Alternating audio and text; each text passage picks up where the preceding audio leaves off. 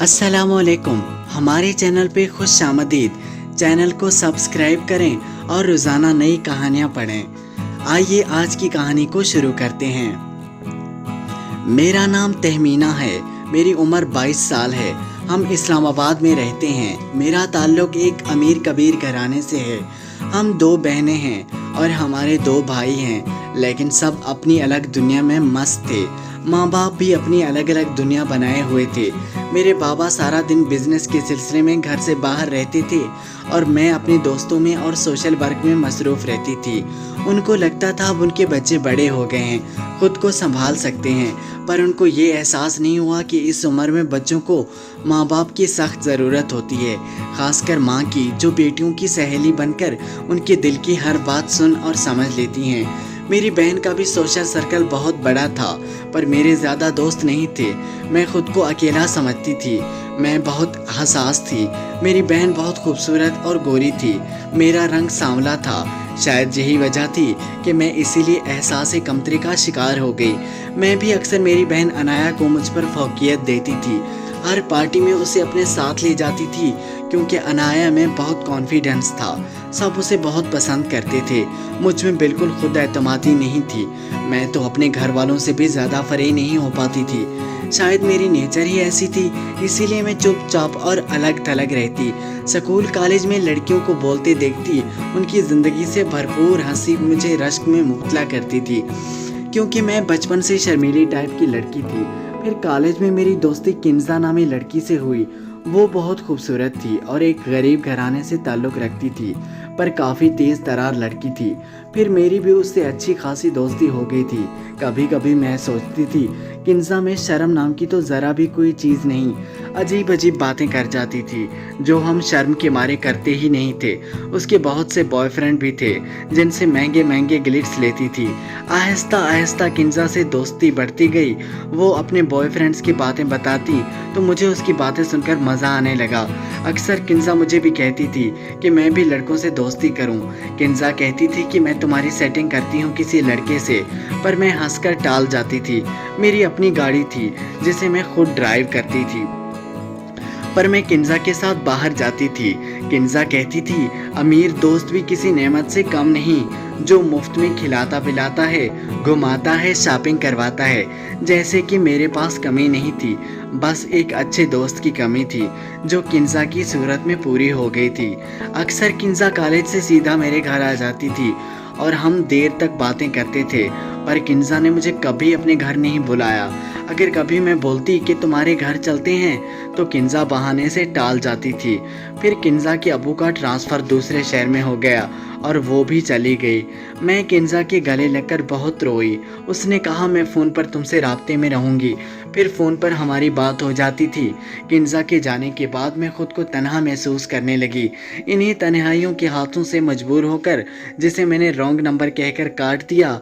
फिर अगले दिन उसी वक्त फिर उसी नंबर से फ़ोन आया, तो मैंने कहा, देखिए मिस्टर, कल भी मैंने आपको कहा था कि ये रॉन्ग नंबर है। अब आपने सुन लिया है कि एक लड़की की आवाज़ है, तो अब आप बार बार फ़ोन करके मुझे परेशान कर रहा है। मैं दूसरे रास्ते पर चल पड़ी। एक दिन मेरे पास कोई फ़ोन आया। मैंने गुस्से से उसको और बहुत कुछ सुना डाला। अरे अरे, आप तो गुस्सा करने लग गई। क्या करूं, दिल के हाथों मजबूर हूं। मिस तहमीना, उसकी बात पर मैं हैरान है कि कौन है आप और आपको मेरा नाम किसने बताया। जब लगन सच्ची हो तो नाम का पता मालूम करना भी मुश्किल नहीं। उसने फ़ौरन मेरे घर का एड्रेस मुझे बताया, तो मैं परेशान हो गई। फिर ये सिलसिला चल निकला और रात को देर तक हमारी फ़ोन पर बात होती। उसकी बातें, आवाज़ रात के उस पहर मुझे अजीब कैफियत तारी कर देती। अगर कभी उस लड़के जिसका नाम शुएब था, उसका फ़ोन नहीं आता तो मैं पागल हो जाती थी। फ़ोन कॉल का मेरे अंदर सा गया था। शुएब से फ़ोन पर बात करते करते मुझे 1 महीना हो गया था। फिर हमारी मुलाकात नहीं हुई थी। आहिस्ता आहिस्ता मुलाकात के लिए शुएब का इसरार बढ़ता गया। मैं मिलने के लिए इनकार करती थी, क्योंकि मुझे पापा से इतनी बात करने की हिम्मत नहीं थी। मुझे बहुत डर लगता था। मैं अपने मम्मी पापा को अच्छे से जानती थी। बज़ाहिर वो कितने भी अमीर मॉडर्न पढ़े लिखे हों, लेकिन अंदर से वही रवायती माँ बाप हैं, जिनको बेटियों की शादियों से पहले गैर लड़कों से मिलना जुलना बिल्कुल पसंद नहीं। मेरी बहन अनाया को भी बहुत आज़ादी दी गई थी, पर उसे भी साफ लफ्ज़ों में मैंने समझा दिया था कि लड़कों से दोस्ती नहीं करना। फिर एक दिन शुएब मुझसे नाराज़ हो गया और उसने फ़ोन करना बंद कर दिया, ये कहकर कि मैं उस पर भरोसा नहीं करती, उसकी मोहब्बत पर क्लिक करती हूँ, इसलिए उससे मिलने से मुसलसल इनकार करती आती हूँ। जब बातचीत बंद हो गई तो मैं बेचैन हो गई, क्योंकि मुझे शुएब के बगैर खुद को देखने की आदत ही नहीं थी। उससे मोहब्बत हो गई थी। शायद शुएब मेरी ज़िंदगी में आने वाला पहला इंसान था, इसीलिए मुझे इसमें कशिश महसूस हो रही थी। मैं अपनी फीलिंग समझ नहीं पा रही थी। मैं शुएब को मज़ीद नाराज़ नहीं करना चाहती थी, इसीलिए मुलाकात के लिए राज़ी हो गई। अगले दिन मैं सवेरे ही पार्क गई, अच्छे से तैयार हुई, महंगा जोड़ा पहना। आज मैं खुद को भी अच्छी लग रही थी। मैं शुएब की सारी बातें किंजा को फ़ोन पर बताती थी। किंजा मुझे मशवरे देती जाती थी। शुएब से मिलने में एक दिन होटल में गई। शुएब को देखकर मुझे थोड़ी मायूसी हुई, क्योंकि वो सांवला सा दुबला पतला मिडिल क्लास लड़का था। फिर मैंने दिल को बहलाया कि शुएब अच्छा इंसान है, मुझे मोहब्बत करता है। मैं भी तो सांवली हूँ, मेरा रंग नहीं देखा और मुझे मोहब्बत कर बैठा। यही सोचकर मैंने शुएब से रब्ता जारी रखा और हम अक्सर कभी होटल में कभी पार्क में मिलते रहते। तभी अनाया की भी मंगनी हुई। एक दिन शुएब ने मुझे अपने फ्लैट में ये कहकर बुलाया कि उसकी बर्थडे है, उसके घर वाले भी मौजूद होंगे। मैं अच्छे से तैयार होकर शाम को शुएब के बताए हुए पते पर गई।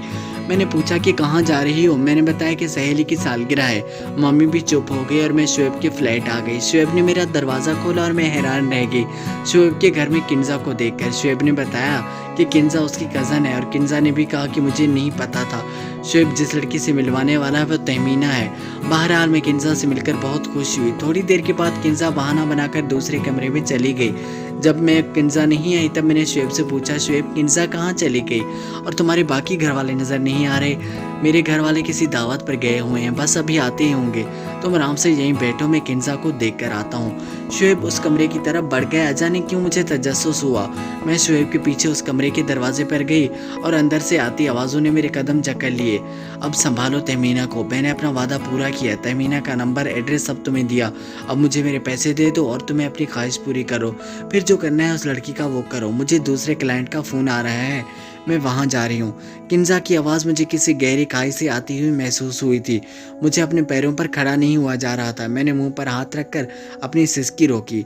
आहिस्ता बोलो, कहीं सुन ना ले, हमारी चाल में ही उल्टी ना पड़ जाए। ये लो पैसे और अगली पिछली फंसाने की सोचो। ये शुएब की आवाज़ थी। मुझे गहरा सदमा लगा था, पर मैंने हिम्मत की, आराम आराम से वापस अपनी जगह पर आकर खड़ी हो गई, क्योंकि मैं भाग नहीं सकती थी। फ्लैट से मैं जल्दी पकड़ी जाती। अब मेरा दिमाग तेज़ी से काम कर रहा था। मैं समझ गई थी कि किंजा और शुएब मिले हुए हैं। अब मेरी इज्जत दागदार हो जाएगी और मैं किसी को मुंह दिखाने के काबिल नहीं रहूंगी। मुझे हर हाल में हिम्मत करनी थी। एक मौका था मेरे हाथ में, मैंने सोचा आजमा कर देखूं, वरना दोनों सूरतों में मात मेरी हुई। जब शुएब और किंजा बाहर है तो मैंने अपनी घबराहट मिटाई और मुस्कुराने लगी। तहमीना, तुम शुएब से बातें करो। मैं 5 मिनट में आई, जो नीचे गाड़ी में भूल कर आ गई हूँ। पापा ने एक बहुत बड़ा प्लाट मेरे नाम पर किया था, जिसकी मालियत तकरीबन 50 लाख से भी ऊपर की होगी। मैं उस प्लाट के कागज़ लेकर आई थी शुएब के बर्थडे गिफ्ट में। मैं शुएब के नाम वो प्लाट करना चाहती हूँ। मैंने अपनी बात मुकम्मल करके शुएब की तरफ देखा, जिसकी आंखें खुशी से चमक रही थीं। अंदाज में उसने किंजा की तरफ देखा, वो भी खुश हो गई। इतना तो मैं जानती थी दोनों लालची हैं, मुझे बसाने के साथ साथ प्लाट भी हाथ से जाने नहीं देंगे। उन सबको सिर्फ पैसा है। अरे नहीं तहमीना, तुम आई मेरे लिए, यही सबसे बड़ा गिफ्ट है, उस तकल्लुफ़ की ज़रूरत नहीं है। शुएब की आंखों में लालच ही लालच थी। शुएब, तहमीना इतनी प्यार से दे रही है, तुमको इनकार करके उसका दिल क्यों दुखा रहे हो? किंजा ने मेरा हाथ पकड़ कर कहा, हाँ शुएब, शादी के बाद वैसे भी हम एक हो जाएंगे। मेरी ख्वाहिश है इस प्लाट पर हम अपनी पसंद से एक खूबसूरत घर बनाएंगे। मैंने अपनी घबराहट मिटाते हुए शर्मा कर कहा। तहमीना चली गई। किंजा के बोलने पर मैं नीचे गाड़ी की तरफ गई। मेरी जान सूली पर अटकी हुई थी। अंदर ही अंदर में कुरानी आयतों का विर्द करती जा रही थी। किंजा मेरे साथ बाहर है। मैं सोच रही थी किंजा से कैसे जान छुड़ाऊं। मैं अल्लाह ताला से मदद मांगती जा रही थी। तभी किंजा का फ़ोन बजा। वो एक कोने में खड़ी होकर फ़ोन से बात करने लगी और मैं नीचे चली आई। पीछे मुड़कर नहीं देखा, तेज़ गाड़ी चलाती फ़ौरन अपने घर आ गई और अपने कमरे में आकर रोने लगी। इतना बड़ा धोखा, एक तरफ मोहब्बत तो दूसरी तरफ दोस्त, दोनों ने मिलकर मुझे अपनी जाल में फंसाया। अगर मैं उनकी बातें सुन ना लेती तो बर्बाद हो जाती। मैं अल्लाह पाक का जितना शुक्र अदा करती कम था। मेरा हर रिश्ते पर से एतबार उठ गया। मैं बिल्कुल टूट कर रह गया और बहुत अरसा प्यार रहा। मम्मी पापा मेरी वजह से बहुत परेशान हो गए। वो हर वक्त मेरे सराहने बैठे रहते।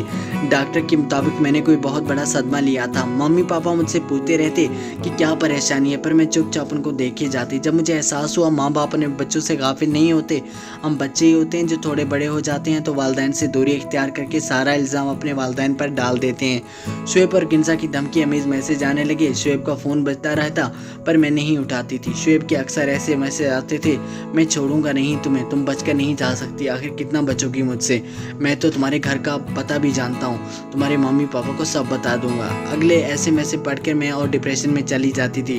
हर बेल पर मैं सहम जाती, किन्जा या शुएब में से कोई आया होगा, मम्मी पापा को सब कुछ बताएगा और झूठ मिर्च मसाला लगाकर सुनाएगा, फिर पापा मुझे नहीं छोड़ेंगे। मेरी तबीयत संभली तो मम्मी पापा शहर के सबसे बड़े नफ्सियाती डॉक्टर के पास मुझे ले गए। उस डॉक्टर ने मुझे पूछा कि आखिर क्या खौफ है मुझे। मैंने उससे कहा ये घर ये शहर मेरे वालिदैन को छोड़ दें तो मैं ठीक हो जाऊंगी।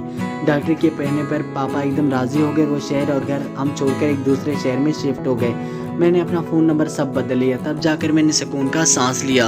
अब भी मेरे अंदर थोड़ा थोड़ा डर बैठा था कि कहीं मुझे ढूंढते ढूंढते शुएब और किन्जा यहाँ भी पहुँच जाएंगे। पर जब मैंने काफ़ी अर्सा नोट किया, नंबर दर्ज कर बदलने के बाद शुएब और किन्जा ने मुझसे कोई रब्ता नहीं रखा।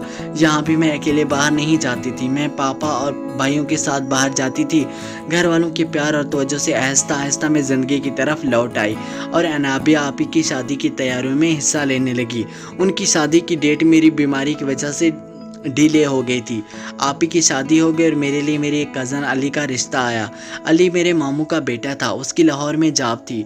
जब भी अली हमारे घर आता, हम अली के घर जाते तो अली मेरे आगे पीछे फिरता। अली की आंखों में मैंने अपने लिए पसंदीदगी देखी थी, पर मैं उसे नज़रअंदाज करती थी। लेकिन अब शुएब से धोखा खाने के बाद मैंने दिल से अली का रिश्ता कबूल किया। मेरी और अली की शादी हो गई। अली बहुत अच्छा इंसान था, मैं उसके साथ एक खुशगवार ज़िंदगी गुजार रही थी।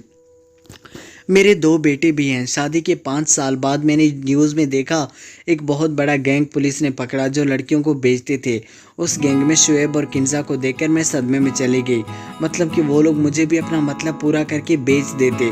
उस दिन खबर सुनकर मैं बहुत रोई। अली मुझे चुप करवाता जा रहा था। उसे लग रहा था मैं बहुत हसास हूँ, सबके दुख में दुखी हो जाती हूँ। उसे मालूम नहीं था मेरे अंदर कैसी जंग चल रही है। शुएब और किन्जा ने मुझे अपने गलत नाम बनाए थे। अब मैं भी चाहती हूँ उन्हें सख्त से सख्त सज़ा मिले और वो अपने अंजाम को पहुँच जाएं। मैं तो बच गई थी, पर मालूम नहीं कितनी लड़कियों की ज़िंदगी उन्होंने बर्बाद की होगी, कितनी मासूमों की आह लगी होगी। खुदा की लाठी बेआवाज़ होती है। अब ये शातिर लोग सारी उम्र जेल की चक्की पीसेंगे। हर पल मैं रब की शुक्रगुजार रहती हूँ और दूसरी लड़कियों को भी नसीहत करती हूँ कि किसी गैर मर्द के धोखे में हरगिज़ ना आए। हर लड़की मेरी तरह खुश नसीब नहीं होती कि बच जाए। दोस्तों, ये थी मेरी ज़िंदगी की सच्ची कहानी, जिसके बाद मैंने तौबा कर ली थी कि मैं दोबारा कभी किसी लड़के से अकेले मिलने नहीं जाऊंगी। इस वाक़ये के बाद मेरी ज़िंदगी बदल गई और खुशगवार हो गई। मैं अपनी सब बहनों से दरख्वास्त करती हूँ कि दोबारा कभी इस तरह किसी अनजान आदमी पर भरोसा ना करें। तो आज हम मुझे इजाज़त दीजिए, फिर मिलेंगे एक नई कहानी के साथ। तब तक के लिए अल्लाह हाफ़िज़।